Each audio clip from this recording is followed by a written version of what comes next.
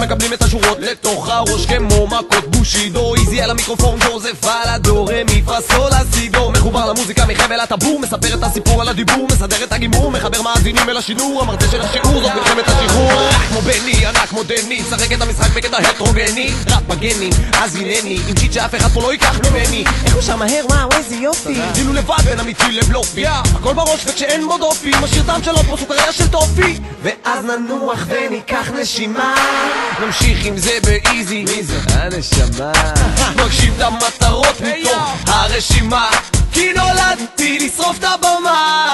ולפעמים זה מרגיש כמו קישור, זה כמו לקחת תנופה ולהצליח לעוף, ולעולם לא אכנע לטירוף, כי אלוהים תמיד שומר עליי. זה מרגיש כמו קישור, זה כמו לקחת תנופה ולהצליח לעוף, ולעולם לא אכנע לטירוף, כי אלוהים תמיד שומר.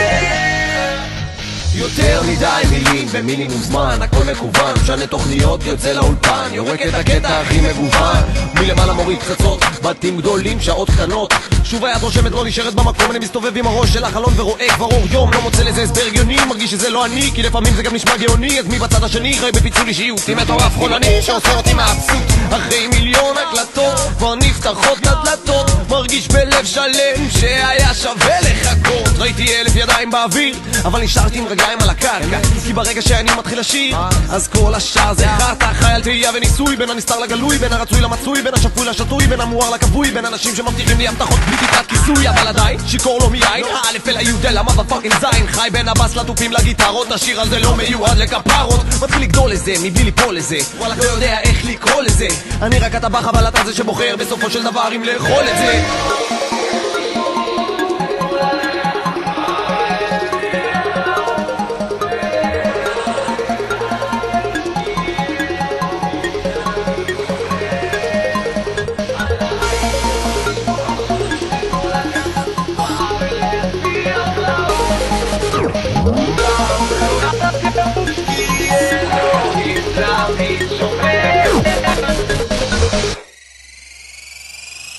ולפעמים רואים את הידיים באוויר, מצד לצד, ככה הסוף השיר. כולם רואים את הידיים באוויר, מצד לצד, ככה הסוף השיר.